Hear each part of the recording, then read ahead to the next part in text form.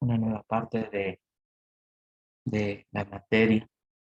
Vamos a hablar en específico de varias patologías cardiovasculares y de los aspectos relacionados a la fisiopatología de los mismos, para poder comprender un poco algo sobre lo que es el síndrome más grande de las cardiopatías, que es la insuficiencia cardíaca.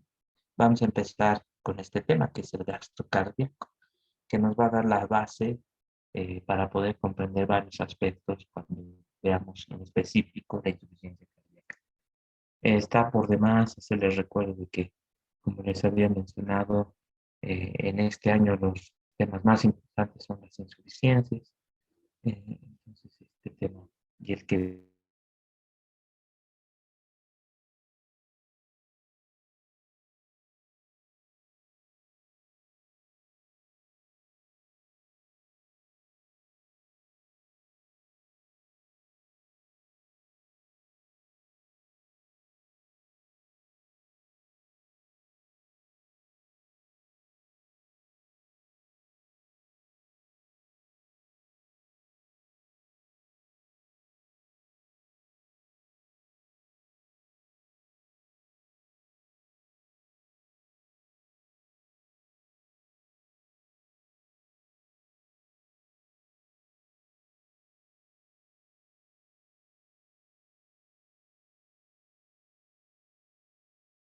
entonces, vamos a hablar sobre lo que es el gasto cardíaco en específico.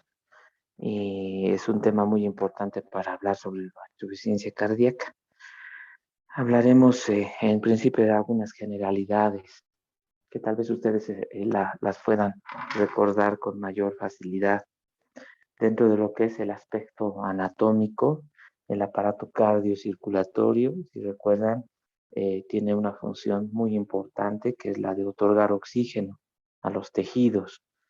Está distribuido en dos porciones, una circulación mayor y una circulación menor, con finalidades que al final están relacionadas a la distribución de oxígeno, pero una circulación menor específicamente encargada de la oxigenación y la eliminación del dióxido de carbono, y una circulación mayor, que es la circulación sistémica, que está más relacionada con lo que es la distribución de la sangre y sus componentes, ya sean nutrientes y oxígeno a los tejidos.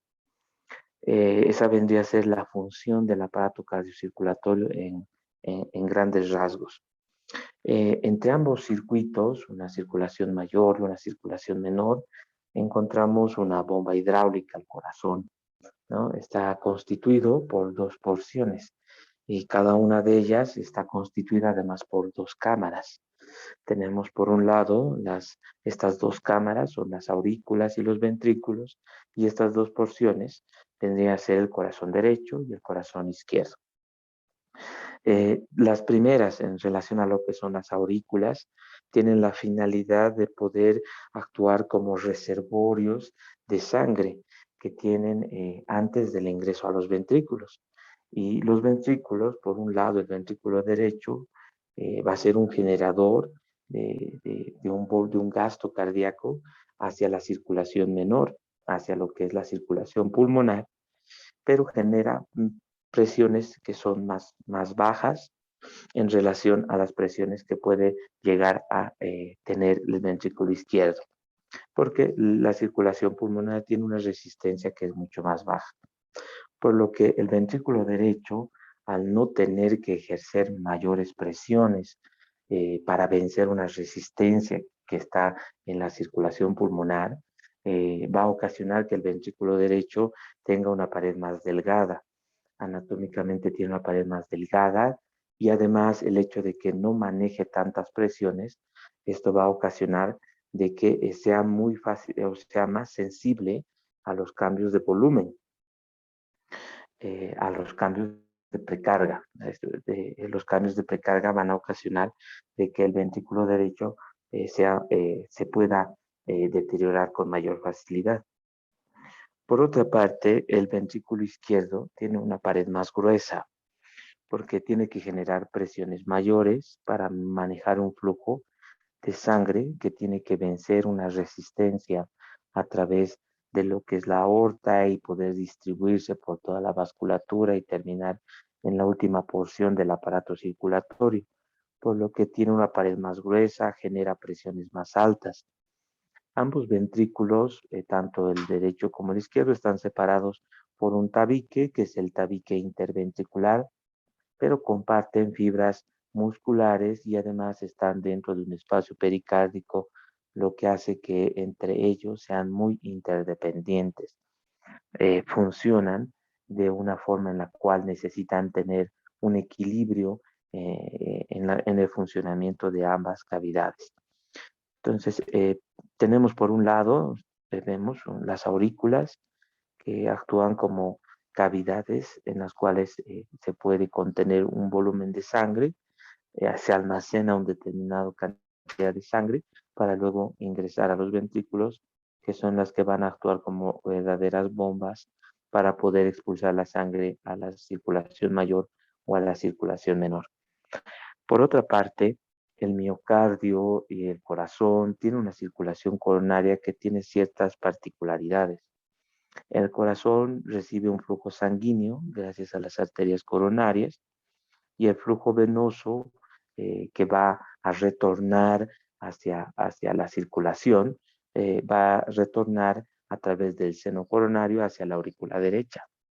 Por otra parte, las coronarias, que son las arterias que van a terminar irrigando el miocardio, tenemos a la coronaria derecha que se distribuye por el ventrículo derecho, tiene la característica de irrigar el nodo sinusal, el nódulo auriculoventricular, además de poder o irrigar una parte en la porción posterior y anterior del ventrículo izquierdo.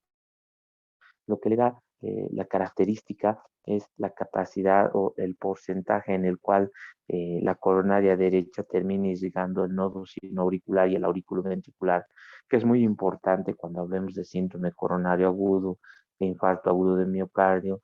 La lesión de las coronarias derechas van a ir acompañadas en algunos casos con bradicardia por el compromiso que existe de la irrigación de los marcapasos que existen, el marcapaso nativo y los posibles que se pueden activar en el caso de un infarto. Entonces, la coronaria derecha tiene esa característica. Por otra parte, la coronaria izquierda, sea por la arteria circunfleja o por la descendente anterior izquierda, termina irrigando parte del tabique interventricular, también irrigan parte del sistema de conducción que está por debajo del nodo auriculoventricular, la pared anterior lateral del ventrículo izquierdo. Entonces tenemos una coronaria derecha que tiene esa particularidad de otorgar la irrigación al nodo sinoauricular y auriculoventricular, que son tan importantes en la generación del latido cardíaco.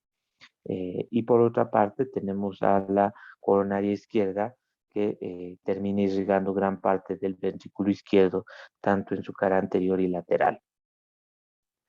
Eh, ¿Qué otra característica es importante? Hemos visto que el ventrículo derecho, al generar menos presiones, una menor fuerza de compresión, va a tener un flujo más variable, tiene una pared más delgada, mientras que por otra parte el ventrículo derecho, al tener una pared, un miocardio más grueso, durante la sístole es más alta la superficie endocárdica, eh, es más alta la presión en la superficie endocárdica en relación al resto del miocardio, por lo cual el ventrículo izquierdo en situaciones en las cuales la sístole sea o se ejerza con bastante presión, va a ocasionar que el punto en el cual se produzca mayor fácilmente o con mayor facilidad isquemia sea el endocardio, porque es una pared más gruesa y el endocardio es aquel que va a tener una menor irrigación. Entonces, más sensible a la isquemia, al endocardio, por el mismo grosor que tiene el ventrículo izquierdo, y es más fácil que pueda tener ciertas variaciones en el flujo sanguíneo.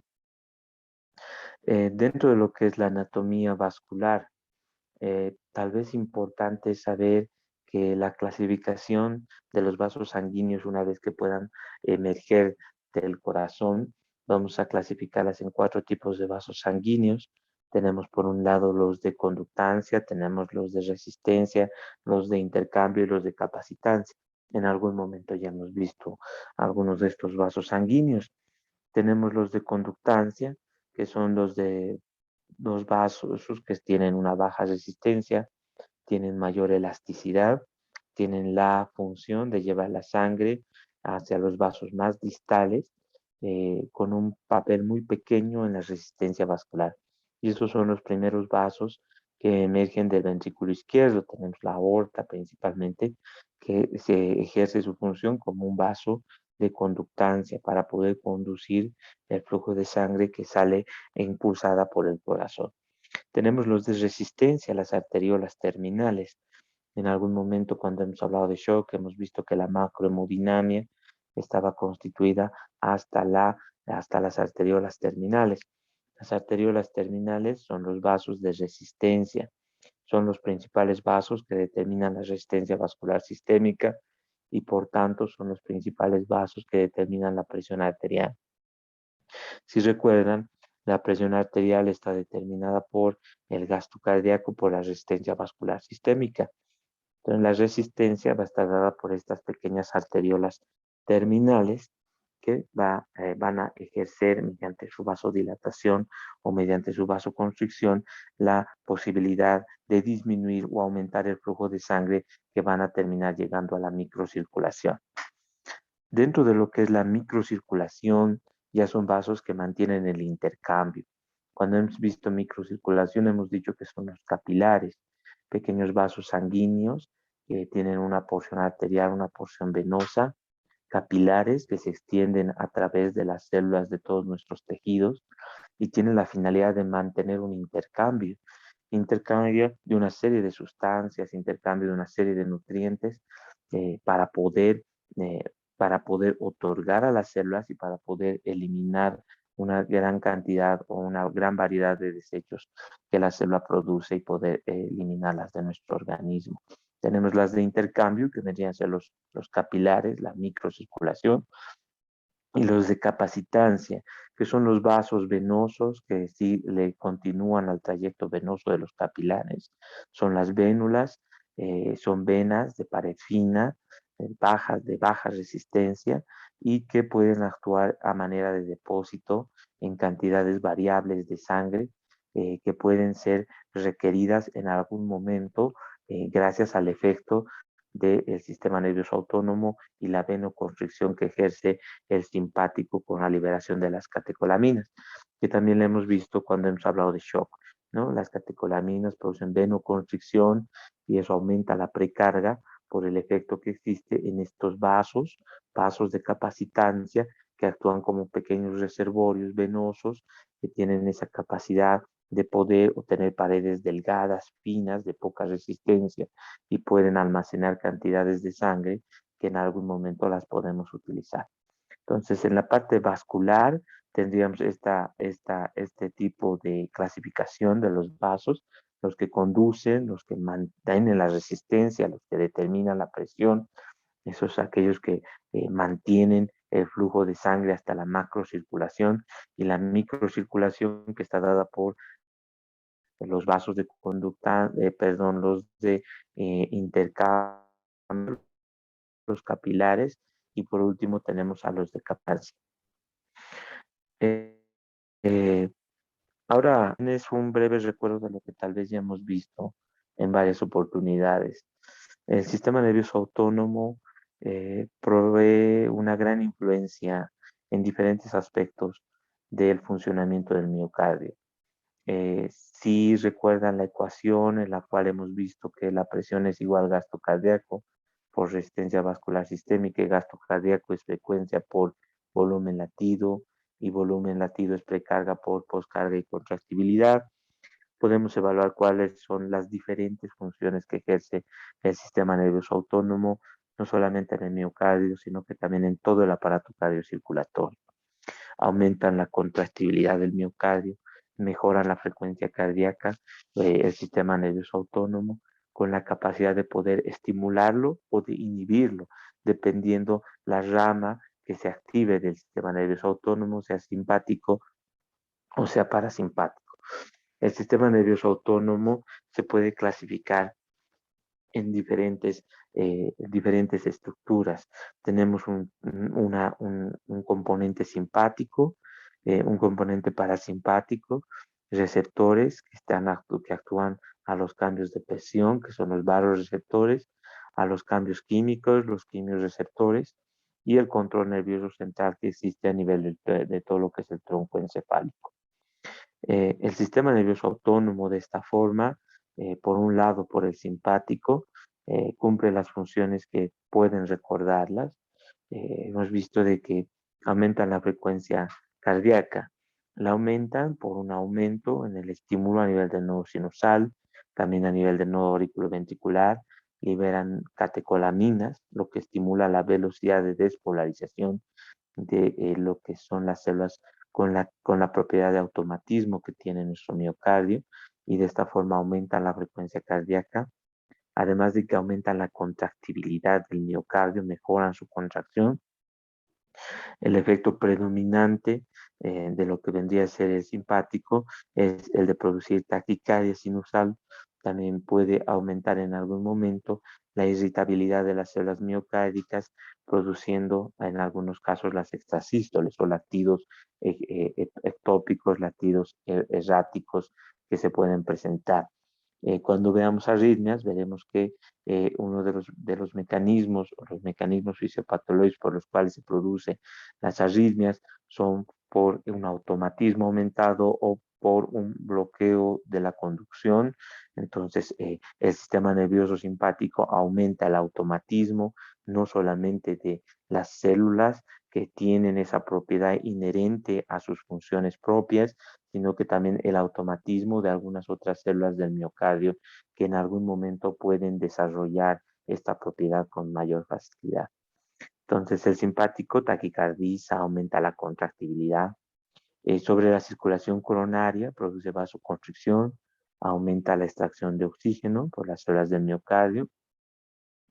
Eh, eh, y esto, en algunos casos, cuando vemos síndrome coronario agudo, es un efecto que no es el adecuado o no es el que deseamos producir o conseguir en un paciente en el cual ha sufrido un infarto agudo de miocardio y ya de por sí está sufriendo una disminución en el aporte de oxígeno en una parte del terreno del ventrículo. Entonces es importante tal vez conocer que el simpático, al causar taquicardia, al aumentar la vasoconstricción, me va a causar un aumento de las demandas de oxígeno y puede extender en muchos de los casos las lesiones que se han podido producir en un síndrome coronario agudo. El parasimpático es aquel que va a liberar una serie de neurotransmisores, la acetilcolina, liberado por las fibras vagales, y su estímulo produce una inhibición del tejido de conducción, por lo cual produce principalmente bradicardia y tiene un leve efecto negativo de la contractibilidad que no es tan importante como es el efecto en la disminución de la frecuencia cardíaca. Los vasoreceptores y los quimiorreceptores, que los vamos a ver mucho mejor cuando hablemos de presión arterial y la fisiopatología por la cual se produce. Ahora solo será suficiente hablar que los vasoreceptores son aquellos receptores sensibles a los cambios de presión y en algún punto también cambios de volumen, localizados en los senos carotídeos, en el callado de la aorta, y que pueden detectar los cambios de presión, la disminución de la presión arterial sistólica, ocasionando una respuesta, en este caso una respuesta simpática para mejorar la presión arterial, mejorando todas esas variables que hemos visto, frecuencia cardíaca, contractibilidad, mejora gasto cardíaco, esto mejora presión arterial. Los quimiorreceptores también son una serie de receptores que van a actuar a nivel de lo que estás a los cambios químicos en el pH, en la presión arterial de oxígeno, en la de dióxido de carbono, en la actividad y alteran la actividad cardíaca que puedan presentar por estos cambios químicos. Si se pueden recordar, hemos visto que los cambios del pH pueden causar una gran cantidad de arritmias cardíacas. Esto está explicado de esta forma. Los quimioreceptores pueden detectar estos cambios de pH, facilitan o disminuyen el umbral para que ese miocardio pueda sufrir una serie de arritmias y que la acidosis o los cambios hacia la acidosis puedan causar una serie de latidos que no son normales.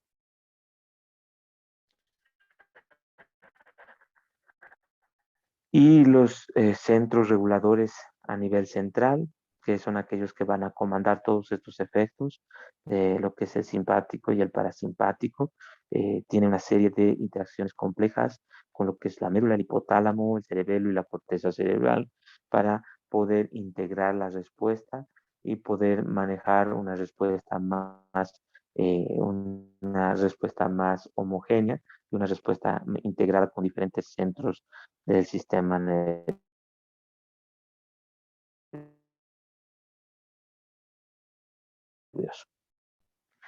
Eh, bueno, eso es aumentado. Lo más importante es ver cuál es la función del sistema nervioso autónomo en la función del corazón, el simpático, el parasimpático, cuáles son los cambios que pueden desencadenar. Eh, y ahora hablaremos de lo que es en sí, lo que es el ciclo cardíaco. Eh,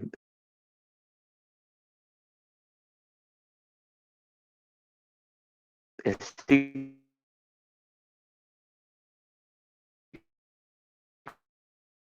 cardíaco es la actividad cardíaca. El ciclo cardíaco, por tanto, eh, es de latido a latido los cambios de presión y volumen que se presentan. Eh, las fases del ciclo cardíaco en sí son dos, como ustedes, sístole, que todos la conocemos como una fase de contracción y la diástole una fase de relajación. A su vez van a presentar dos fases más. La diástole tiene una primera fase que es la de llenado ventricular, es la primera fase que le sigue a la diástole. Le sigue una fase de contracción isovolumétrica, que es una fase sistólica, y luego viene una fase de eyección, que también es una fase de sístole, y por último la segunda fase de diástole, que es la fase de relajación isovolumétrica.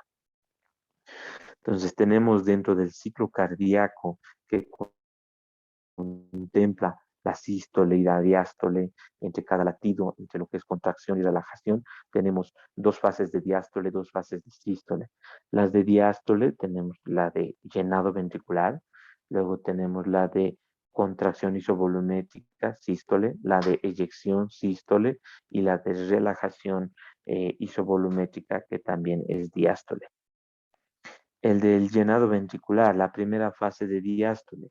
Las aurículas y los ventrículos están relajados, por lo cual existe un llenado pasivo del ventrículo, un llenado pasivo, las válvulas están abiertas y la cantidad de sangre que retorna, ya sea de la circulación sistémica o de la circulación pulmonar al ventrículo derecho o al izquierdo respectivamente, es de una manera libre, es fluida, van a ocasionar un aumento de volumen hasta alcanzar un volumen ventricular neutro, y el resto del llenado va a ser impulsado por la presión venosa que distiende los ventrículos para que al final se produzca la contracción auricular, que es la que va a otorgar entre un 15 y un 20% del volumen diastólico final.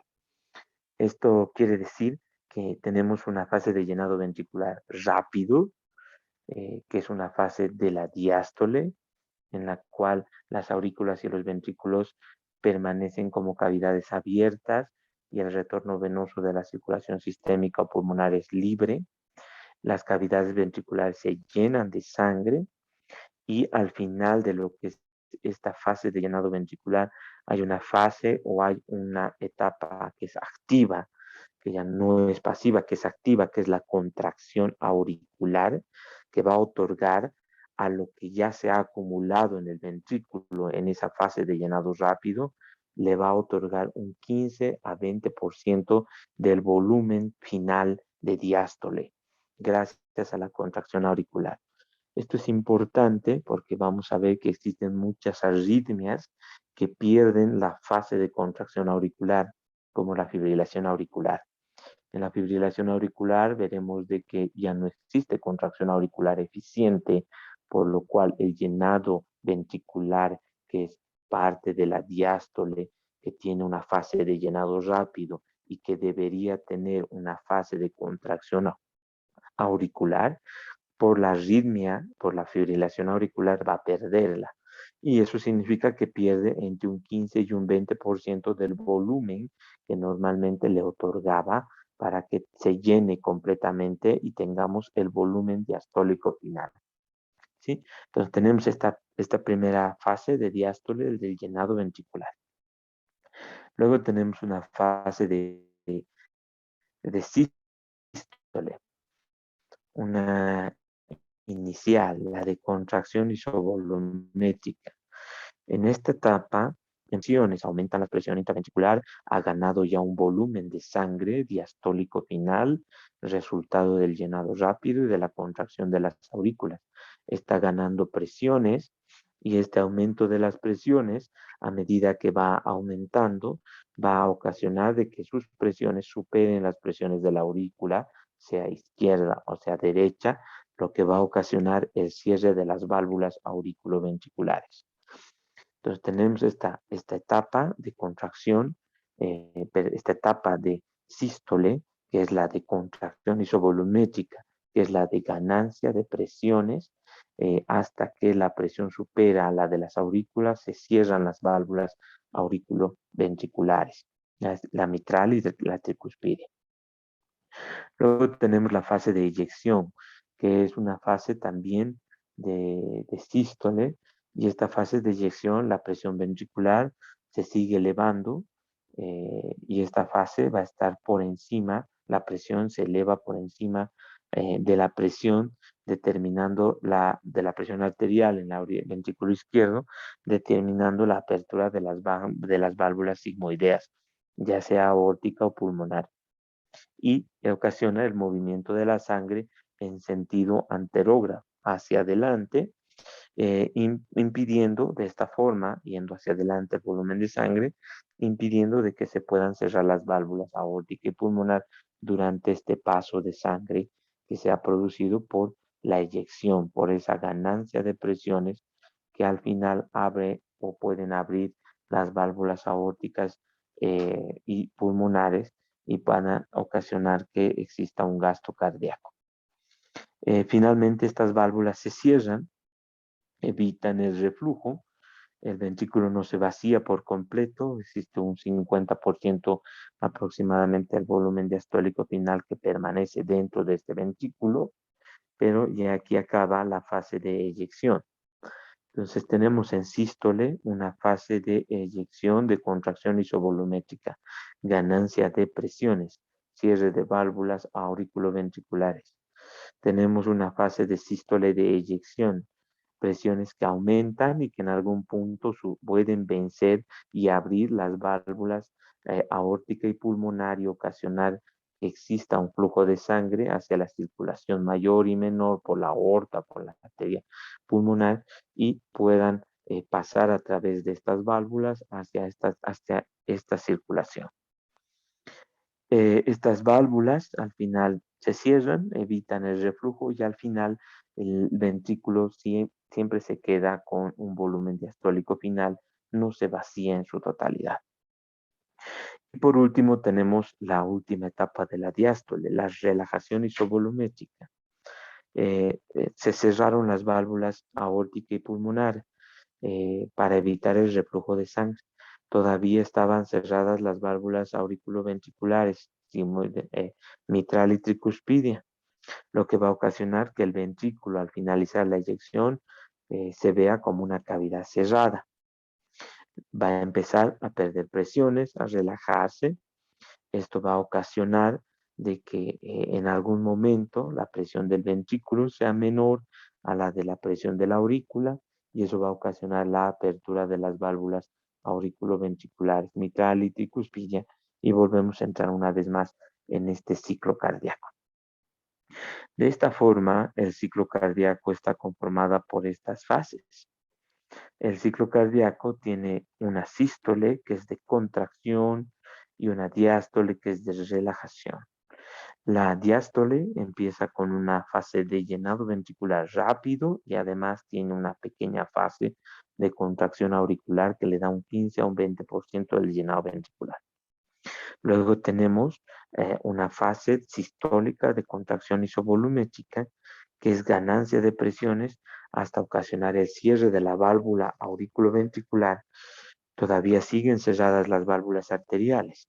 Las presiones siguen subiendo. La fase de eyección, esto ocasiona de que la presión aumente a tal punto que las válvulas arteriales, aórtica y pulmonar se abran, se produce la eyección de sangre, se evita que retorne al ventrículo, se cierra las válvulas aórticas para evitar el reflujo y empezamos de nuevo en una fase de diástole, que es la de relajación isovolumétrica, en la cual estas cavidades, estos ventrículos poco a poco bajan sus presiones para terminar abriendo nuevamente las válvulas auriculoventriculares y volver a comenzar con una fase de diástole de llenado ventricular. Bueno, entonces esas son las fases del ciclo cardíaco, las de sístole y las de diástole, con sus dos componentes, las cuales debemos conocer. El gasto cardíaco, al final, resulta ser de esta ecuación. El gasto cardíaco, ya sabemos que es frecuencia por volumen latido. La frecuencia cardíaca por un volumen latido, que generalmente son 70 ml latido minuto, lo que nos va a dar para una frecuencia de 70 latidos por minuto por un volumen sistólico que aproximadamente son 70 ml por cada latido, que hemos dicho que no es la totalidad del volumen diastólico final, sino que es hasta un 50% de lo que llena el ventrículo al final de la diástole, nos va a dar, multiplicándolo 7 por 7, 49, nos va a dar una cantidad de 4.900 ml de sangre, que es aproximadamente 5 litros el gasto cardíaco que nuestro organismo mantiene. Entonces, frecuencia cardíaca aproximadamente 70 y el volumen sistólico que es de 70 ml aproximadamente. ¿De qué forma se distribuye? Ustedes ahí pueden ver el porcentaje, cómo va a ir distribuyéndose este gasto cardíaco en diferentes tejidos con mayor o menor preferencia, en algunos especialmente a nivel cerebral, a nivel del miocardio, para mantener siempre una buena irrigación en estos tejidos. Vamos a quedar aquí. Esta primera parte creo que las últimas diapositivas son las que más son importantes, que podamos poder diferenciar estas fases de sístole, de diástole, ya que las vamos a revisar más adelante. Esta, la del gasto cardíaco, que es la de una frecuencia cardíaca por un volumen latido, que es de 70, la frecuencia por 70 ml, que aproximadamente es de 5 litros. Y la siguiente clase hablaremos un poco más de los componentes del volumen sistólico y de la frecuencia cardíaca. Gracias por participar. Nos vemos el día de mañana. Hasta mañana, Hasta luego, doctor. doctor.